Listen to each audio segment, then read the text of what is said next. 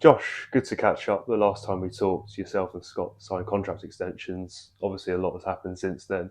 And as is nature of being our captain and longest serving player, who better to talk to as we enter this sort of second half of the season? Firstly, in what feels like some time ago now, the end of last season, what are your reflections on that time of year? A great season for not just the club, but for you as well, leading by examples in the playoffs and 12 assists. Give us a word on that.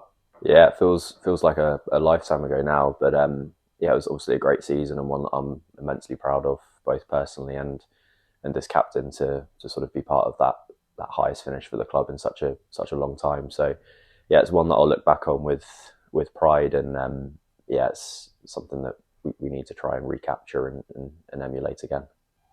And hitting the heights like we did last season was obviously a real significant moment for the club, our best finish in over 20 years. However, it also makes the moments like now feel that bit tougher.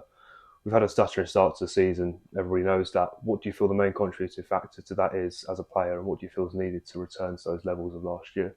For me personally, and for the players as a group, you need to look at yourself first and find out if you're doing everything you can. Are you at the level that you need to be at, and what can you do to bring more to the group? I think it's too easy to sort of look externally and blame things that are out of your control, or look for excuses. So I think first things first, we need to try and individually make sure we're bringing more to the group and trying to help us get some more positive results. Absolutely. And in football, and as our captain, how important is it as you as our leader to stay grounded, never get too high, never get too low, and sort of ride those difficult moments as much as you ride those really good moments like we had last season? Yeah, that's the thing, and that's one of the hardest things I think about playing football. I think we are all fans as well at the same time, so you want to do well and you want to be over the moon when you win a game and when you're in the playoffs, and you're devastated when you lose a game, but that can be exhausting if you feel that after every day, after every game. So you need to try and remain as level headed as you can for long periods, and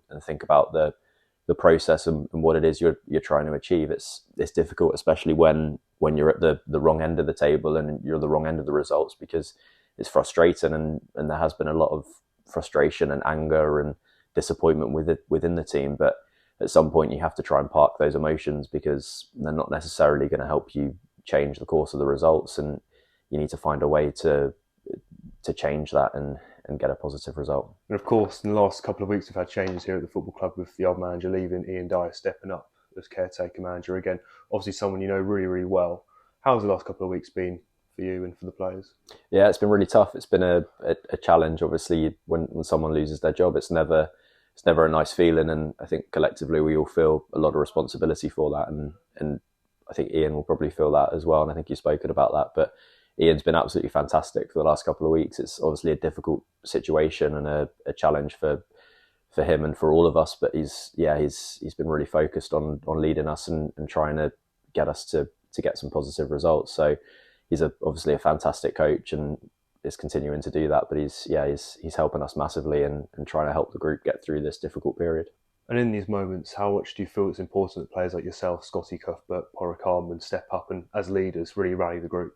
Yeah, massively. I think you feel an additional responsibility to do that, and we're trying our best. So it may not look like it at times on the pitch when we're going through these difficult moments, but we are doing everything we can to turn this around. We're not happy with how things are going. No one is, and we want to turn things around as quickly as possible. So yeah, the likes of me, the likes of Scott, Podge, and everyone else. But I think it's important that everyone steps up, and we have more leaders out there on the pitch. And it's in difficult times where you really need to show your character and show what you're about. So yeah, we want to turn things around and do it as quickly as we can. Hopefully, starting Saturday. What can we sort of bring to the table tomorrow?